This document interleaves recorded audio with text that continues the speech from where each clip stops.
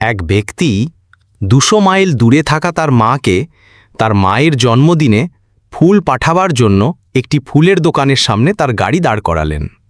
গাড়ি থেকে নেমে তিনি দেখলেন একটা বাচ্চা মেয়ে দোকানের বাইরে দাঁড়িয়ে ফুপিয়ে ফুপিয়ে কাঁদছে। তিনি তাকে জিজ্ঞেস করলেন, তুমি কাঁদছ কেন? মেয়েটি উত্তরে বলল, আমি আমার মায়ের জন্য একটা লাল গোলাপ কিনতে চাই, কিন্তু আমার কাছে মাত্র 10 টাকা আছে, যেখানে গোলাপের দাম 20 টাকা। লোকটি হাসলেন, বললেন, এসো আমার সাথে, আমি ফুল কিনে দিচ্ছি। তিনি মেয়েটিকে একটা লাল গোলাপ কিনে দিলেন এবং তার মায়ের জন্য ফুল পাঠানোর অর্ডার দিলেন। তিনি মেয়েটিকে বললেন, চলো আমি তোমাকে তোমার মায়ের কাছে পৌঁছে দিই। মেয়েটি খুব খুশি হল এবং রাজি হয়ে গেল। সে গাড়িতে চাপল এবং রাস্তা দেখিয়ে নিয়ে চলল।